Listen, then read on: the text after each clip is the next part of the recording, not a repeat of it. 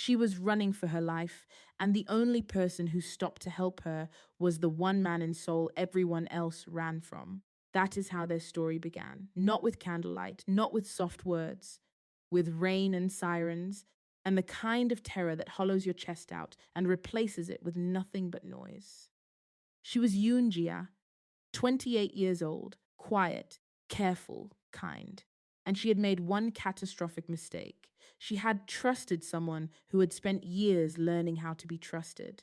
He was Kang Min-jun, no title, no office, no business card, just a name that moved through Seoul's underworld like a cold wind, and every door it touched swung shut. What happened between them was not supposed to happen. She was not supposed to survive the night, and he was not supposed to care. But here is what nobody tells you about darkness. Sometimes inside it, two broken people find the only light left. Before we dive deeper, let us know in the comments where you are watching from. We would love to hear from you. And if you are new here, click the subscribe button right now so you never miss any of our upcoming stories. We release new episodes every week, and you do not want to be left behind on this one. 3 months before that rainy night, Yoon Jia sat on the floor of a nearly empty apartment in Mapogu, surrounded by moving boxes and the quiet wreckage of her old life. She had come to Seoul chasing something simple: a fresh start, a new city, a chance to stop apologizing for who she was and just breathe. Her job was translation: English, Korean, Japanese, contract work that paid enough to be comfortable if she was careful. She was always careful. She wrote everything down. She kept a budget in a small notebook with a blue cover. She called her mother every Sunday evening. She did not take risks. Her fiancé, Baek Seong-woo, had called himself a risk taker. She used to find that exciting. She used to find a lot of things about him exciting before she discovered that everything, the apartment he claimed to own, the investment company, the trips abroad for business, had been constructed entirely for her benefit, a stage set. And she had been the only audience member who did not know she was watching a performance. He disappeared on a Tuesday. She woke up, made coffee, reached for her phone, and saw three things almost simultaneously: a wire transfer notification showing her savings account empty, a message from her bank flagging the activity, and a text from Seong-woo's number that read only, "I'm sorry. Don't look for me."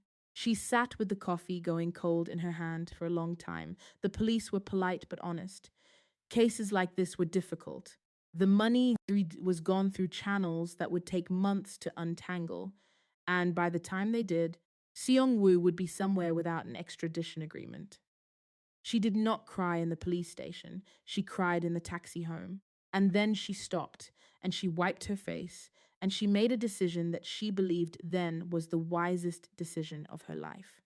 Never again. Never again would she hand someone her trust like it was something that cost her nothing.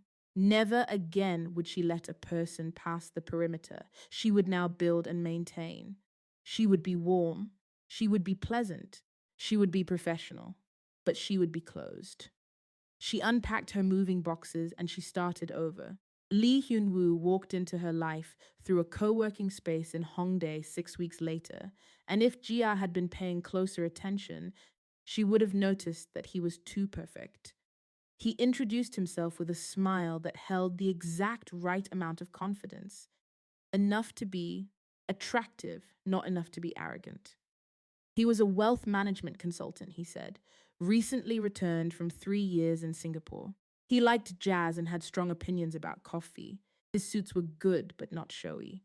His watch was expensive but understated. He asked her what she was working on before he talked about himself, and he actually listened to her answer. Translation, she told him. Mostly legal and corporate documents. Not glamorous. Not glamorous to you, he said. Every company I've ever worked with has had a translation disaster at some point. You're more valuable than you think.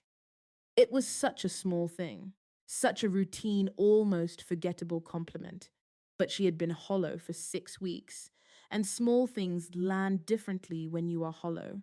She told herself she was just being friendly. Coffee with a colleague was not trust. It was caffeine and conversation. But Hyun Woo was patient.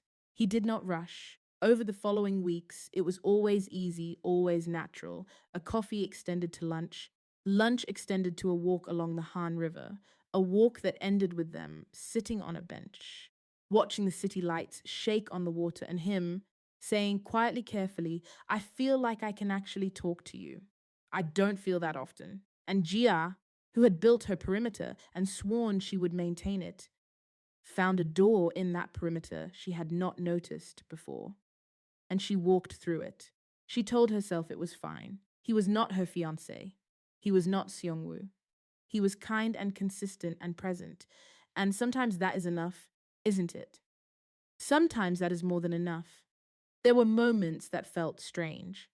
A phone call he always took in another room. A weekend he cancelled twice with an explanation that was technically plausible, but somehow too smooth.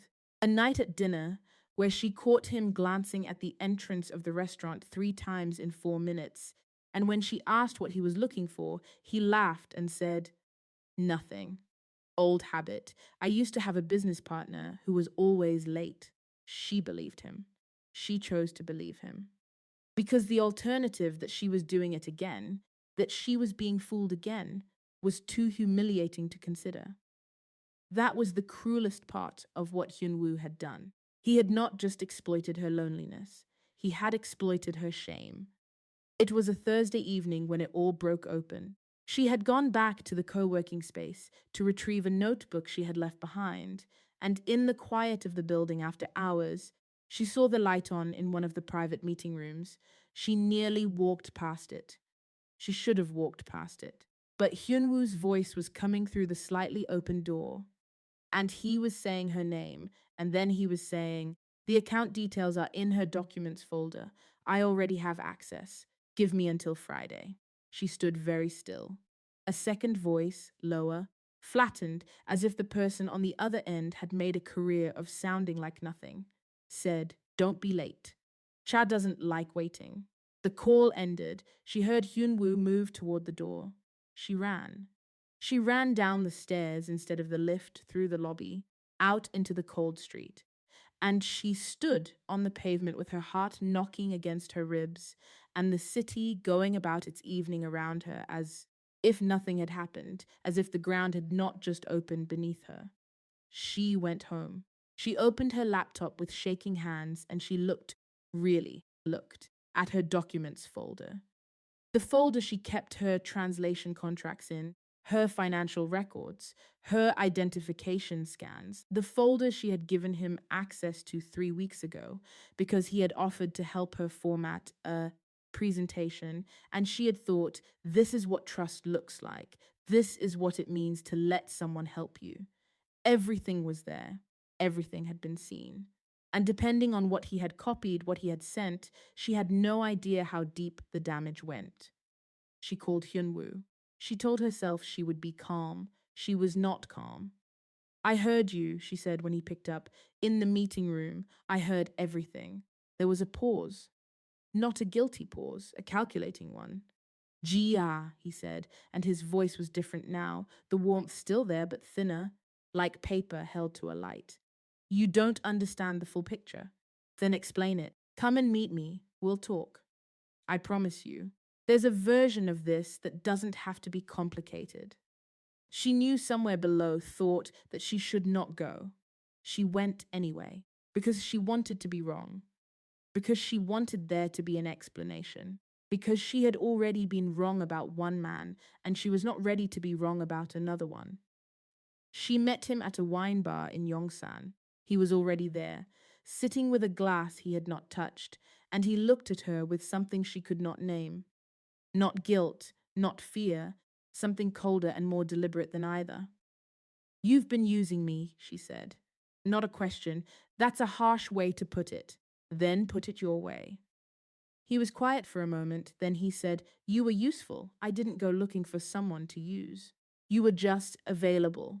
It was the honesty that broke her. He had stopped performing. The mask was simply gone.